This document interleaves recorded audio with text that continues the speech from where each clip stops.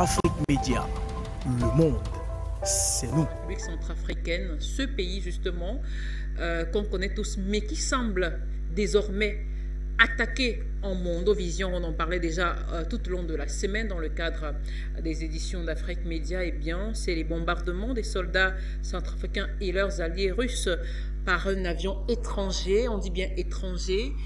À qui profite ce crime? On en parle alors que de nombreuses analyses martèlent déjà que la violation d'un espace aérien par un avion ne constitue ni plus ni moins qu'un acte de terrorisme. Qu'est-ce que vous en pensez? À qui profite ce crime? Pourquoi avoir bombardé la République centrafricaine? Et qui l'a d'ailleurs fait? Ce sont entre autres les questions auxquelles on a de répondre pour éclairer davantage la lanterne des Africains et des citoyens du monde sur cette question centrafricaine. Je vais commencer par vous, Tahir Ramadan, sur ce point. Alors, tout à l'heure, dans vos propos, lors de vos propos liminaires concernant le premier sujet, vous évoquiez déjà la différence qu'il y a, par exemple, entre la Centrafrique et le Burkina Faso, ou la particularité, je veux dire, la singularité de chaque pays, justement. Et on sait que la République centrafricaine, à tout point de vue, je veux dire, à bien des égards, est un pays assez singulier. On connaît le contexte politique et militaire dans ce pays. On connaît d'ailleurs aussi le contexte géopolitique aujourd'hui. Selon vous, comment comprendre ces bombardements de la semaine dernière par un aéronef dans ce pays? C'est extrêmement difficile parce que déjà, on n'a eu qu'une seule source nous disant que ceci était apparu, puis ensuite que bon, il n'y a pas eu de mort, il y a eu des dégâts matériels. Maintenant, ce que vous avez dit est juste. Je veux dire que le fait d'intervenir sur l'intégrité ou dans l'intégrité d'un territoire, eh ben, c'est un acte de guerre d'une certaine façon, et là, il n'y a pas de doute là-dessus. Maintenant, le caractère objectif de l'acte de guerre est contrebalancé par les nombreuses inconnues que l'on a, puisque personne n'a pu identifier l'avion. Puis ensuite, on a commencé à se poser des questions. Est-ce que ce pourrait être le Tchad, qui, en l'occurrence, par rapport à la République centrafricaine, a historiquement et depuis de nombreuses années un contentieux? Est-ce que ce peut être effectivement des alliés ou des puissances étrangères qui, par des intermédiaires, essayent de déstabiliser et de créer finalement un conflit de basse intensité, ce qui est tout à fait possible, qui pourrait rajouter aux tensions de la tension et qui déstabiliserait davantage encore le pays? Tout ceci, ce sont des hypothèses, parce qu'au fond, objectivement, la seule chose que l'on sait aujourd'hui par rapport au pays et au conflit interne, c'est que l'on a un conflit interne, et puis on a beaucoup de pays qui sont impliqués de façon directe ou indirecte, au premier rang desquels, on le sait, et en tout cas à partir de 2018, eh bien, il y a la présence russe. Ça, c'est un fait objectif. Et puis, il y a les critiques renouvelées, appuyées de la France, mais également des États-Unis, puisque à 2 reprises récemment, les États-Unis ont fait des réflexions tout à fait critiques par rapport au jeu que joue la Russie en Afrique. Alors, encore une fois, on le sait au Mali, on le sait en Centrafrique, on le sait en Algérie. On le sait aujourd'hui dans les nouvelles relations et la reconnaissance immédiate qu'il y a eu d'Ibrahima Traoré, le jeune militaire, par la Russie. Il y a aujourd'hui, il faut se rendre compte que l'Afrique est devenue un champ de bataille réelle, objectif, et en termes d'influence, particulièrement important. C'est-à-dire que c'est vrai au niveau de l'accès aux ressources, c'est vrai au niveau militaire, et puis c'est vrai au niveau même de la propagande, hein, ce qui s'appelle les conflits informatiques, ou cette volonté aujourd'hui de pouvoir avoir la main mise sur ces communications qui joue un rôle important par les réseaux sociaux. Eh bien, tout ceci aujourd'hui, il faut en tenir compte. Donc, sur la question très spécifique que vous posez, on peut répondre par plusieurs hypothèses, mais je ne crois pas qu'à ce jour, quelqu'un puisse nous dire exactement et cibler exactement qui l'a fait. À qui profite le crime? À tous ceux qui aujourd'hui tireront profit de la déstabilisation des États africains sur le plan interne comme sur le plan relationnel. Tout ce qui va permettre de stimuler ou d'encourager ou de faire la surenchère dans les conflits interétatiques en Afrique sont ceux qui auront intérêt à cela. Et encore une fois, on le sait, ce n'est un secret pour personne que le principe même de la colonisation, quand elle était politique, c'est la division.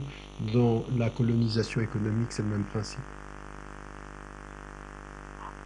Alors, Linda Larbaoui, ce bombardement qui a touché, dans la nuit du 27 au 28, la base militaire de Boussango en Centrafrique, selon certains analystes, ne doit rien au hasard. Peut-être qu'il y a des personnes tapis dans l'ombre qui tirent des ficelles sans le sait pas. L'incident a eu lieu. Ce qu'on sait par contre, c'est dans une période charnière pour le pays, alors que le gouvernement tente bec et ongle de ramener la paix. Alors Tariq Ramadan l'a dit à l'instant, il a confirmé que la violation justement de l'espace aérien national dans le pays, c'est un acte de guerre, c'est un acte de terrorisme. Alors selon vous, Linda Larbaoui, qui voudrait déclarer la guerre à la Centrafrique? Mieux, concrètement, qui aurait le mobile pour le faire? Oui, c'est une grande démocrate, c'est normal. Voilà, Linda Larbaoui s'est momentanément absentée, me signale la réalisation. Alors, je vous retourne la question, Gamal Abina, au regard de ce que venait de dire Tariq Ramadan, qui confirmait justement que la violation de l'espace aérien par avion d'un pays constitue bel et bien un acte de guerre. Alors, la question, c'est, même si ça semble être une question à plusieurs inconnus, Gamal Abina, la question demeure quand même: qui voudrait déclarer la guerre à la Centrafrique? À qui profite de crime? C'est la question que je lui posais. Mais selon vous, qui aurait le mobile ou les mobiles pour le faire? Préciser une chose. Dans un débat, dans une émission de débat, on attaque évidemment les idées de la personne, mais pas la personne. Ça, c'est une réalité. Ça, je m'inscris dans une logique. J'ai fait un débat contre Le Pen, contre tout un tas d'intervenants. Le débat autorise la discussion peut-être houleuse, mais par contre, il n'autorise pas l'invective et l'insulte. Donc tout à l'heure, j'ai entendu que j'étais misogyne, ce qui était complètement ridicule. J'ai entendu plein de bêtises comme celle-là. Je précise à nouveau, Madame Larbaoui n'aime pas Nasser pour des raisons personnelles qui la regardent. Moi, je m'en tiens juste à une analyse factuelle des choses. Je suis pas dans une posture là pour ou contre, ça ne m'intéresse pas. Donc dans ce débat-là, par exemple, on prend l'exemple de la question que vous venez de poser, je ne veux pas vous dire que la France a attaqué évidemment la Centrafrique. Évidemment que ça profiterait à la France de déstabiliser un pays duquel elle a été littéralement chassée avec la présence russe. Je ne vais pas vous dire qu'on va éviter de penser que Touadéra, le président centrafricain, a failli être assassiné plusieurs fois et que le concours de la Russie lui a évité ce sombre sort. Que la République centrafricaine a failli finir dans une guerre civile, on se rappelle, Balaka, anti-Balaka, CDK, les FACA, enfin les forces armées gouvernementales. Ça a créé un environnement extrêmement toxique dans ce pays, qui est un pays qui est un grand enjeu en Afrique et qui est très riche aussi, il faut le rappeler. Ça, je vais expliquer simplement que je pense, à titre personnel, qu'il est probable, et même très probable, que l'action d'une force étrangère, sans doute la France, ait été liée à cette attaque, qui est quand même une attaque qu'il fallait mener dans des circonstances compliquées, parce qu'un avion en pleine nuit avec un repérage, des cibles à atteindre, tout ça c'est quand même une technologie qu'il faut maîtriser, ça ne se fait pas comme ça, il faut du renseignement. Donc il est probable que des forces étrangères soient à la manœuvre, très probable, on dit que ça part du Tchad, pourquoi le Tchad n'a pas les moyens de ce genre d'attaque, et en plus pourquoi le Tchad attaquerait, c'est la question qu'on peut se poser.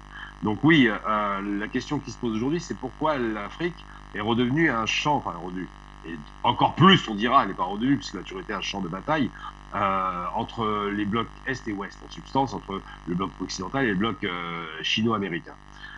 Et bien simplement parce que, effectivement, tout se concentre là-bas et que les richesses sont là-bas, que c'est le plus grand continent du monde, que c'est un continent en devenir, que toute la croissance va se faire là-bas et qu'évidemment, tous les besoins du reste du monde doivent être satisfaits par ce que l'Afrique produit. Ça, c'est une des raisons. L'autre raison, c'est idéologique, évidemment, c'est la perte de prestige des Français dans la région.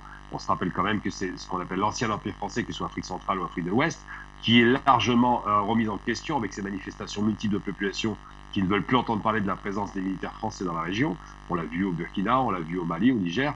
Et en règle générale, ça se finit par, souvent, malheureusement, des morts, puisque les militaires français, lorsqu'ils passent et qu'ils ne peuvent pas passer, tirent sur la population. Ça, on l'oublie aussi assez souvent. Donc oui, ces questions sont posées. Alors, je ne les pose pas en termes idéologiques. J'essaie d'apporter les choses, enfin, d'aborder les choses de façon raisonnable, sans faire Madame Irma, sans faire de devinettes. Je ne regarde pas une boule de cristal pour savoir ce qui se passe sur le territoire. Et je tiens à préciser aussi une autre chose, puisque je suis algérien de naissance. Tout à l'heure, j'ai été déni dans mon origine, que je travaille avec les télévisions algériennes, c'est visible partout, ça n'est pas de problème, que j'ai à cœur la réussite de l'Afrique et de mon pays, bien évidemment, et que je ne peux pas accepter ce genre d'invective un peu stupide, parce qu'on n'est pas d'accord sur le plan des idées, et on ne partage rien avec une Larbaoui, qu'elle me classe d'un côté du camp terroriste et de l'autre côté du camp Nasser, qui serait terroriste aussi. Ça n'a aucun sens, c'est pas très réfléchi, pas très mesuré. Mais ça démontre une chose, c'est que le débat est parfois, pour certaines personnes, soit difficile, soit inexistant, preuve en est, elle est partie. Donc je tiens à préciser qu'on peut ne pas être d'accord sur le plan des idées, ça ne fait pas de nous des ennemis, et que si elle se positionne comme ennemi malheureusement, c'est que c'est quelqu'un qui ne sait pas discuter, tout simplement. Moi je cherche pas à avoir des ennemis, j'ai autre chose à faire, mais j'attends quand même un minimum d'intelligence et de réflexion sur ce qu'on dit. Et je disais tout à l'heure, quand on fait une analyse de situation, l'émotion peut arriver, peut être légitime, mais je me détache de l'émotion pour essayer de donner l'analyse la plus sérieuse possible. Et lorsque l'émotion prend le pas sur l'intelligence, à ce moment-là, le débat est impossible.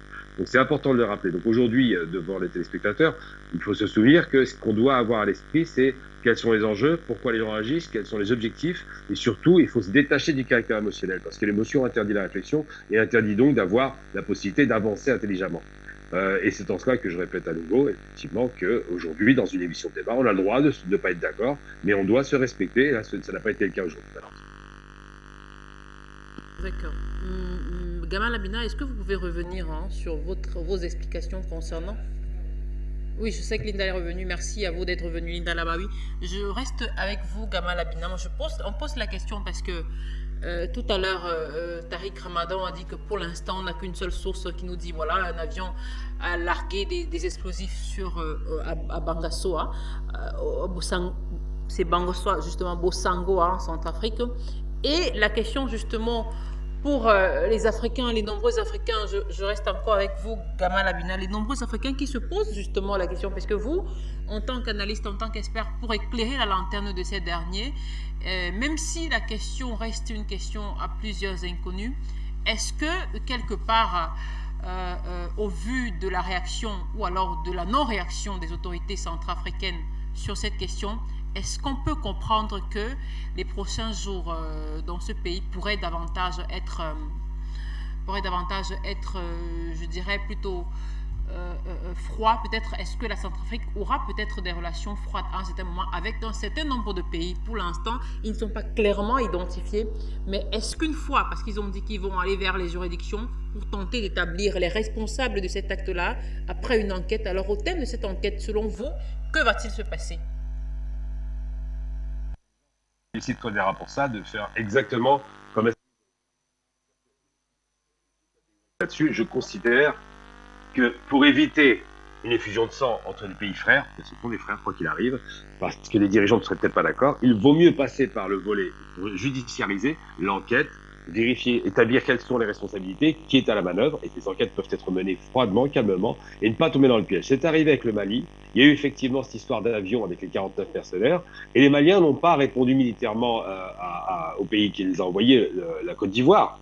Ils ont répondu par une action en justice avec l'ONU, des enquêtes. Et ça, c'est important de le rappeler. Ils ont interpellé ces fameux mercenaires. Ils ne sont pas tombés dans le piège d'une guerre de confrontation entre deux pays africains, parce que c'est le pire scénario possible. D'abord parce que les peuples qui les constituent sont opposés à cela, et ensuite parce que les dirigeants, qui souvent sont des dictateurs, ne représentent qu'eux-mêmes. Et bien là, c'est pareil. Ils ont pris le choix de l'enquête. Pourquoi? Pour établir les responsabilités. Et il faut établir les responsabilités. Ne pas accuser le Tchad, parce que beaucoup ont été échaudés dans l'histoire. Je parlais d'émotion tout à l'heure. Beaucoup étaient en train de dire il faut y aller, il faut attaquer le Tchad, comme il fallait attaquer la Côte d'Ivoire. Non, il ne faut pas faire ça. Les dirigeants sont intelligents.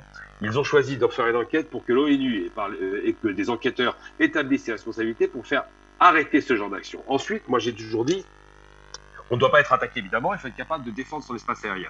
Donc il faudrait évidemment que les Centrafriques aient un système de détection, d'interception d'avions étrangers qui voudraient l'attaquer.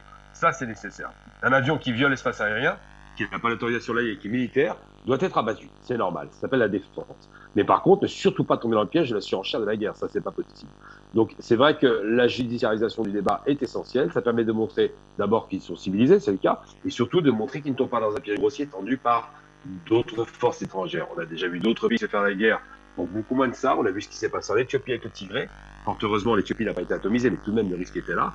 Eh bien, le Tchad a choisi sans doute une stratégie qui ressemble à la stratégie intelligente des Maliens. Il n'est pas tombé dans ce piège. Il a décidé de passer par le volet judiciaire et par les enquêtes pour établir la responsabilité et pouvoir dire qui a fait quoi. Et c'est en ça que je ne vais pas vous dire qui a fait quoi. L'enquête le dira. Mais ce qui est certain, c'est qu'on peut facilement imaginer que l'intérêt de la puissance coloniale française dans la région n'est pas absente de cette agression. Ça, c'est évident. Alors, Linda Larbaoui, et selon des experts, des analystes, il y a de cela plus de 30 ans, jusqu'à récemment encore, la République centrafricaine vivait dans une sorte d'instabilité quasi chronique. On n'avait pas observé, on était loin d'imaginer qu'un jour, un aéronef pouvait larguer des bombes sur un pays comme la Centrafrique. Et aujourd'hui, à l'heure où le pays aspire de plus en plus à la paix, on a ce type d'incident. Alors, comment le comprendre, Linda Larbaoui, dans le contexte actuel? Il y a des choses qui sont logiques en géopolitique. Il y a quelque temps, j'avais parlé de la présence russe en Afrique. J'ai dit, si vous voulez ramener les Russes, ramenez les Américains. Et si vous voulez ramener les Américains, ramenez les Russes. C'est évident. Je vous avais dit aussi il n'y a pas longtemps, et pareil, à chaque fois je suis contrée, je vous avais dit, plus les Russes s'impliqueront en Afrique, plus les Français s'impliqueront en Ukraine. Mais ça n'empêche pas que les Français vont vouloir rester. Il y a une injustice dans ce monde, et cette injustice, elle ne date pas depuis hier. Les Russes l'ont subie. On a sacrifié leur tsar déjà en 1917 pour que cette injustice prenne de l'ampleur. Il y a un monde qui est le monde néocolonialiste, qui est le monde du libéralisme total, qui s'est installé, qui a pris position dans le monde entier. Aujourd'hui, les peuples du monde entier, excusez-moi pour l'expression, sont en train de vomir ce monde-là. On en a marre. Donc que ce soit la Chine, l'Algérie, le Mali, ils sont tous avec la Russie, même s'ils ne le disent pas. Ce qui se passe au Centrafrique, ce n'est qu'une injustice en plus. Ce qui s'est passé à Melilla avec les Marocains, pareil, j'étais la seule à dire qu'il n'y aura pas de suite. Le Maroc ne sera jamais puni. L'opération Sirli en Égypte, on avait fait une émission dessus, je vous ai dit, il n'y aura pas. Pourquoi? Parce que tous ces organismes-là, tous ces pays-là travaillent pour les États-Unis. Et les États-Unis ont pris possession de l'Europe. L'Europe est complètement soumise. Nous avons un petit pays comme le Mali. Ils possèdent quoi comme armée? Pas grand-chose, mais ils ont osé dire non et dire fichez-nous la paix d'ici. Le peuple malien que je salue. Et les Européens, ils en sont où aujourd'hui? Ils aident l'Ukraine.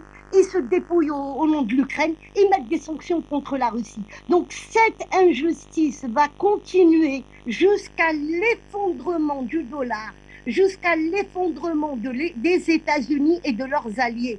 C'est pour ça qu'au bout d'une semaine de cette guerre, je vous avais dit, les Russes ne reviendront jamais en arrière. C'est fini. Il y a du sang qui a coulé. Ils ont trop attendu. Ça fait 3 siècles qu'ils souffrent. Et nous, pareil, on a pris que ça fait 3 siècles qu'on souffre. Aujourd'hui, qu'il y ait des bombardements ou qu'il n'y ait pas de bombardement, c'est la dernière ligne droite. Soit ce monde-là disparaît à jamais, qui est le monde qui est destiné par les anglo-saxons, par les États-Unis, soit ce monde-là s'affirme et on est tous foutus.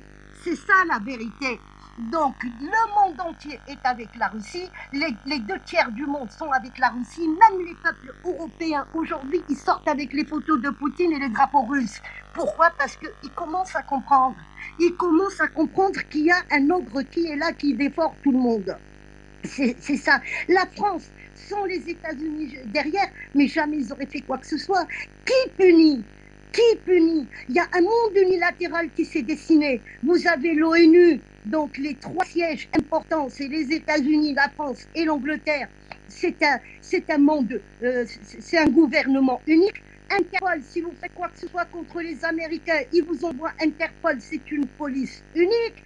Vous avez le tribunal de La Haye qui est là pour juger les Asiatiques, les Africains, tout ça. Le jour où on a parlé des Américains, les Américains, c'est le président américain carrément qui a menacé les juges qui voudront prendre des dispositions contre les États-Unis. Donc il y a un monde qui s'est dessiné. Et ce monde-là commence à disparaître parce que c'est les peuples du monde entier qui sont pour la Russie.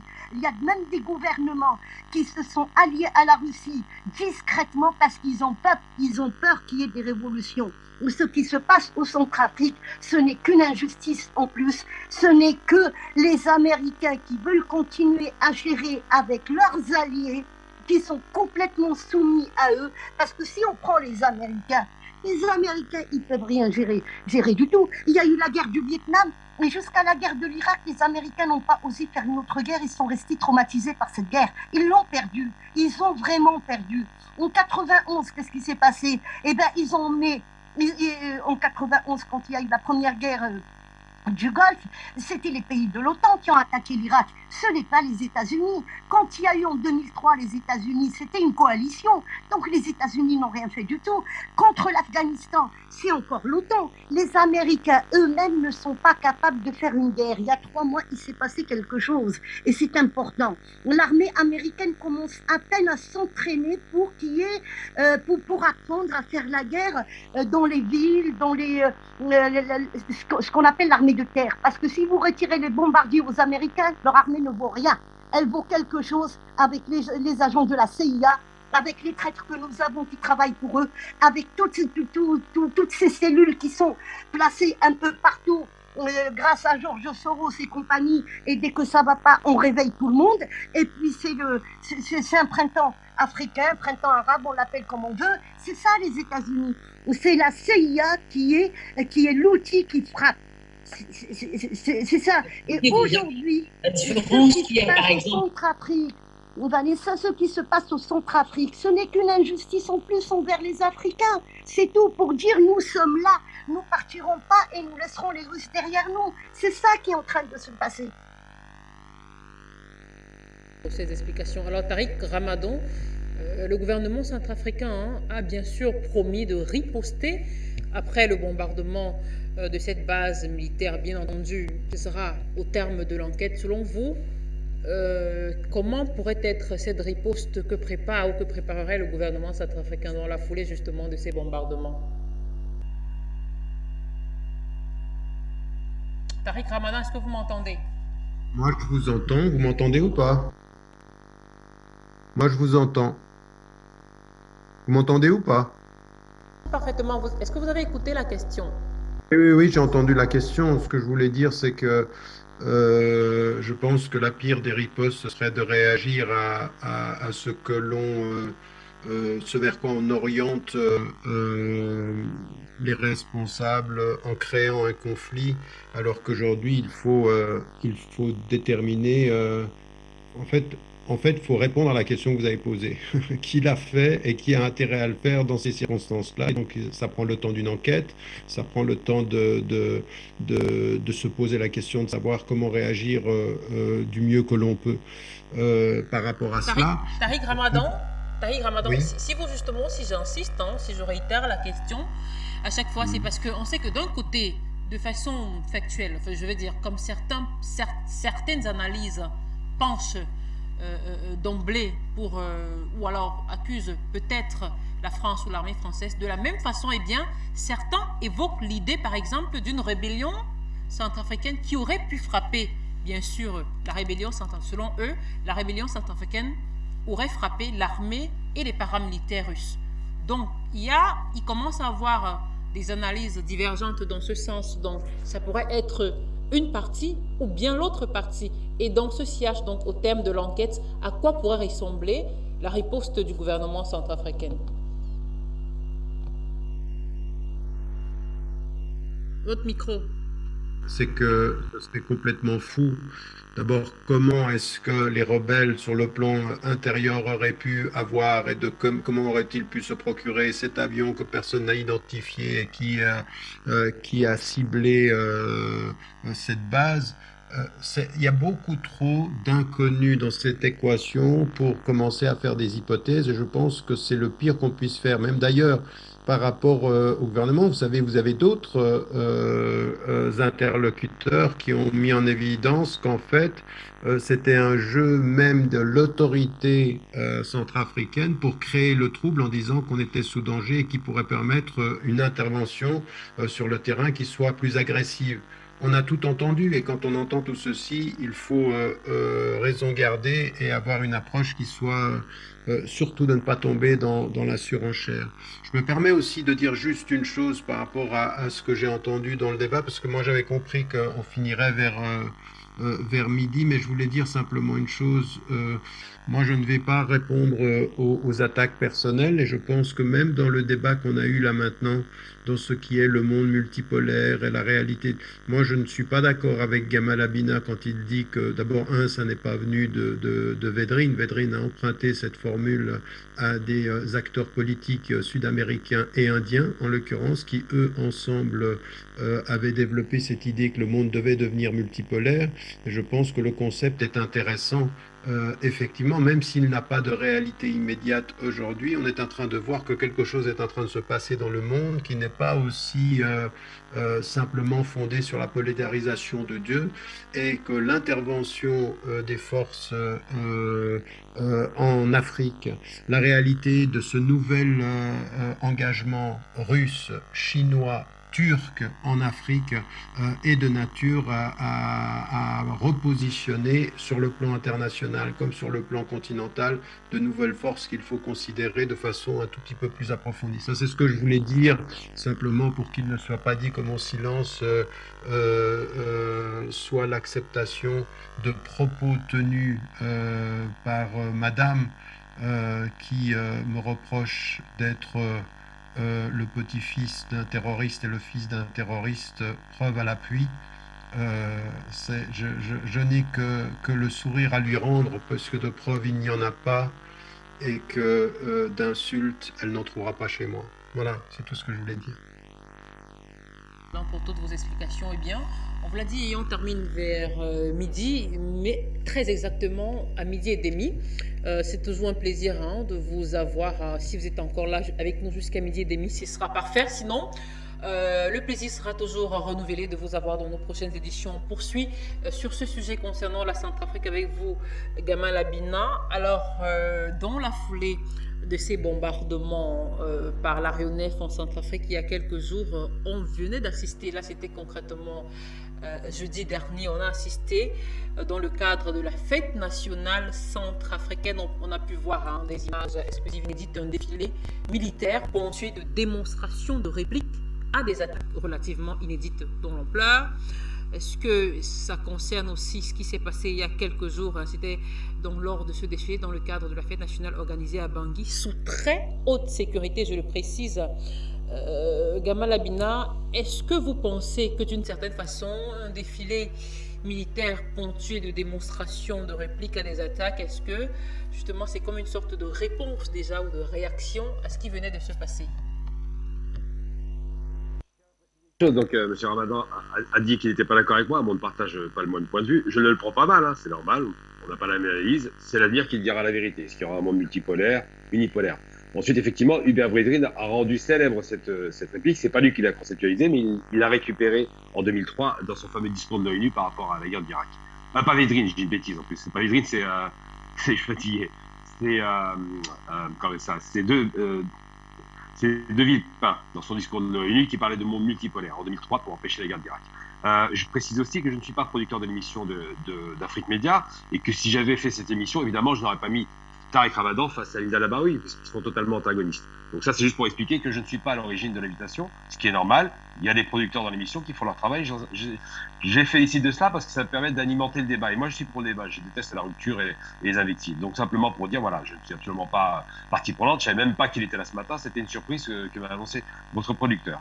Ça, c'est une chose. Deuxième chose, par rapport aux questions que vous évoquez. Effectivement, quand il y a une tension comme celle-là, et elle existe, et elle est réelle et sérieuse, puisqu'un avion qui va violer l'espace aérien pour bombarder, c'est un avion qui manifestement cherche à créer un conflit, dont on ne sait pas d'où il est, quelle est l'origine, bref, il y a tout un tas de choses comme ça qui restent en suspens.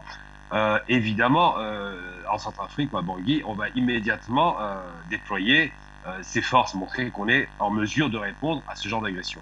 Il ne faut pas oublier une chose importante et essentielle par rapport à cette... on dit multipolaire, je n'y crois pas, moi je pense que c'est bipolaire simplement, c'est qu'il y a une nouvelle structure qui se met en place et qui fait partie de ce monde bipolaire, à savoir les BRICS, qui ont été consacrés à l'époque par une agence américaine, mais qui aujourd'hui existent. Ces fameux BRICS que l'Algérie aimerait rejoindre, mon pays, je le précise quand même, on ne va pas me disqualifier sur mon nationalité, ça j'aime pas ça, donc, contrairement à certains, moi je sais d'où je viens. Et donc ces BRICS ont décidé de mettre Bangui au centre de la décision, à savoir qu'il y aurait un siège à Bangui. Donc ça veut dire que les BRICS voudraient que l'Algérie, a priori avec la Russie et la Chine sont d'accord, intègre les BRICS, ça sera décidé en janvier, on espère que ça va aboutir. L'Afrique du Sud, donc l'extrême sud de l'Afrique, dans les BRICS. Le Brésil pour le continent sud-américain, donc les pays du Sud. Évidemment la Chine, l'Inde, donc ça c'est l'Asie, et la Russie pour ce qui concerne l'Europe orientale. Et donc ces questions ne sont pas anodines, c'est-à-dire que cette attaque, à un moment où on désigne Bangui comme étant central par rapport à ces dispositifs, dit des choses. Il y a des rapports de force qui sont mis en place, il y a des agressions qui sont caractérisées. L'Occident, bien évidemment, est souvent à la manœuvre. Je n'accuse personne parce que pour accuser, il faut des preuves. Je ne parle pas sans preuves, je ne parle pas comme ça du haut de mes fausses connaissances. Je suis quelqu'un qui a fait un gros travail depuis des années et j'ai la chance de connaître des intellectuels, des politiques, des gens qui connaissent la question de façon profonde et des responsables algériens, ce qui est important parce que l'Algérie dans l'histoire est importante aussi et centrale. Et donc cette chance me permet d'avoir des informations de première main qui m'autorisent à dire des choses quand je les sais. Quand je ne les sais pas, je me tais. Donc en l'occurrence, effectivement, cette démonstration de force, c'est une démonstration de force, est destinée à dire au peuple et évidemment à l'ennemi qui a décidé de les agresser et dont on ne sait pas encore qui il est exactement, qu'ils sont en mesure de répondre, et ils le sont largement. Que ce soit la Centrafrique ou le Mali aujourd'hui, ils ont bénéficié d'un soutien russe stratégique, militaire et de conseils militaires considérables, qui fait que ces pays ont aujourd'hui la possibilité, comme du temps de la guerre froide, de pouvoir dire on peut répondre, réagir, et on ne se laissera pas faire. C'est à la fois une démonstration de force et en même temps une démonstration politique quand on demande une enquête. Donc je pense qu'effectivement, simplement, Bangui aujourd'hui est devenu un centre névralgique, et tout a commencé évidemment là-bas. Donc c'est important de le rappeler. N'oublions jamais le martyre de ces peuples pendant des siècles qui aujourd'hui ont décidé de relever le défi de l'émancipation. Et justement, Linda Labaoui, c'est sur cette question justement des BRICS que je voulais sortir avec vous sur cette thématique concernant la Centrafrique, parce qu'on sait que le 20 novembre dernier, eh bien, une délégation, le président centrafricain Faustin Archange Touadéra a reçu une délégation des BRICS. Eh bien, il a été officiellement annoncé que la Centrafrique sera désormais aussi siège des BRICS. Qu'est-ce que vous en pensez, Linda Labaoui, surtout qu'on a appris que eh bien, l'institution entend désormais développer l'énergie dans ce pays. Est-ce que si on fait le parallèle avec les événements d'il y a quelques jours, est-ce que cette information aurait pu y contribuer d'une manière ou d'une autre, Linda Labaoui? Ce qui s'est passé depuis le 24 février, c'est qu'il y a beaucoup de projets qui étaient en stand-by, ils étaient gelés, c'est comme l'histoire. Je vous donne un exemple de l'usine d'engrais chimiques qui a ouvert au Nigeria. Il y a aussi le fameux gazoduc. Il y a beaucoup de choses qui étaient en stand-by. On a empêché l'Afrique d'aller vers ça. Récemment, il y a eu le congrès là par rapport au réchauffement de la planète, tout ça. Tous les pays qui étaient contre l'Afrique et qui empêchaient l'Afrique de se développer, et ben c'est eux-mêmes qui demandent maintenant de rajouter du gaz, d'investir, de faire ci, de faire ça. alors que l'Afrique pollue à l'ordre de moins de 4% de ce qui se passe dans le monde. Donc il y a un changement depuis le 24 février. C'est ce que la Russie essaye de défendre. Quand on entend Monsieur Lavrov ou même Medvedev ou le Poutine, ils disent clairement que le monde entier a su tirer profit de ce conflit et il n'est pas possible d'isoler la Russie. Aujourd'hui, au Centrafrique, que ce soit même en Algérie, il y a eu la fameuse mine de Rajbilet depuis 1970, que c'était aussi en stand-by. Donc tout ça s'est remis en route. Le monde qui s'est dessiné depuis le 24 février, eh ben, c'est un nouveau monde qui est en train de se mettre en place. C'est pas fini. La perturbation, si on reprend les mots de M. Poutine, il nous a prévenu qu'il y en avait pour 10 ans, que les choses se stabilisent. Donc chaque pays va vouloir tirer profit de tout ça, notamment la Centrafrique. Mais je veux revenir juste sur les bombardements qu'il y a eu en Centrafrique. Les avions sont partis du même endroit quand il y a eu l'opération Sirli.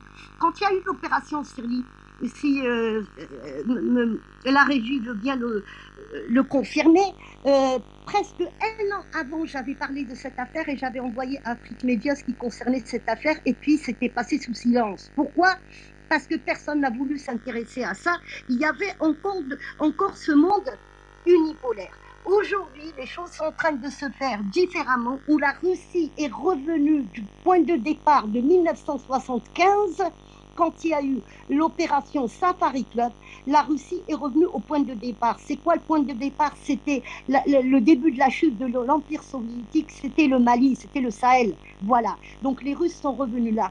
Et ils sont repartis de là. Et à partir du moment où les Russes sont revenus au point de départ, et il y a eu cette opération, donc c'est terminé avec ce qu'il y avait avant. Et on retrouvera dans les paroles de monsieur Medvedev, il n'y a pas longtemps, il a dit la Russie ne reconnaît pas tout ce qui s'est passé à partir de 1991. Ça veut dire beaucoup. Ça veut dire quand ce monde unipolaire s'est dessiné, eh ben, les Russes n'étaient plus là, ils étaient affaiblis. Aujourd'hui, ils sont revenus, ils ne reconnaissent plus rien. Et c'est ça qui va donner du poids. C'est pas le fait d'avoir que les Russes ou l'Algérie ne se bat pas pour qu'il y ait que les Russes. L'Algérie se bat pour qu'il y ait plusieurs pays. Chaque pays va gérer ses richesses. Pourquoi dépendre des Occidentaux? Nous avons tout ce qu'il faut pour nous développer, notamment la Centrafrique. Ils ont ce qu'il faut pour se développer et ils ont ce qu'il faut pour avancer. Quand il y a eu au sommet de Vienne, il y a à peu près un mois et demi, quand ils ont débattu par rapport à l'augmentation ou la diminution de tout ce qui est produits pétroliers, il y a le frère de Ben Salman, qui est le ministre des hydrocarbures. Les journalistes américains lui ont posé la question, est-ce que vous allez augmenter tout ça? Il a dit non. Aujourd'hui, nous avons débattu sur la pauvreté de l'énergie en Afrique. Et il n'est pas question de débattre sur l'énergie en Europe, parce qu'en Europe, c'est la sécurité énergétique. Ce n'est pas la pauvreté énergétique. Déjà là, il nous avait donné un aperçu par rapport au changement qu'il y a en Afrique.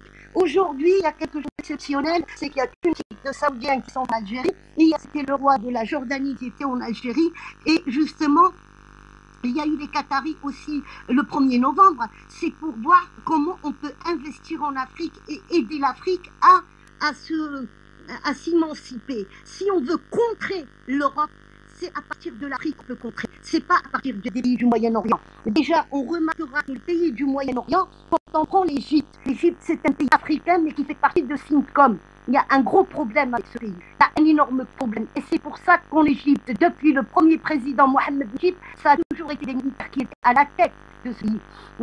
À part c'est Morsi, et c'était l'un des frères terroristes. Voilà.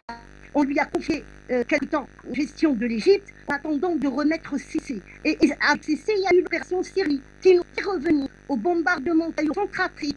C'est la même caserne qui est concernée. De là où sont partis les avions qui ont bombardé le Sinaï et qui ont bombardé la frontière libyenne, où on a tué des civils pour dire que c'était des terroristes alors que c'était des petits trafiquants de carburant et de pâtes et du riz. Et on les a liquidés. Il y a eu plus de 120 bombardements pour que le monde entier commence à s'intéresser à ça. Et de la même caserne sont partis les avions pour bombarder Centrafrique. Aujourd'hui, on est en train d'en finir avec ça. L'Afrique est en train de se fermer. Il ne faut pas oublier le G4 qui s'est formé à la demande de l'Éthiopie, le Nigeria, il y a l'Afrique du Sud, il y a l'Algérie. C'est pour fermer l'Afrique, Aujourd'hui, les Américains ne veulent plus sanctionner aucun pays parce qu'à chaque fois qu'ils sanctionnent, c'est la Russie et la Chine qui gagnent. Et l'Inde, bien évidemment, qui pratique une politique en douceur et qui essaie d'avancer aussi sur le continent. À partir de 2030, les chiffres nous donnent que les Chinois seront les premiers en Afrique et les deuxièmes, c'est l'Inde qui va être le deuxième investisseur en Afrique. Donc les Américains vont bien reculer.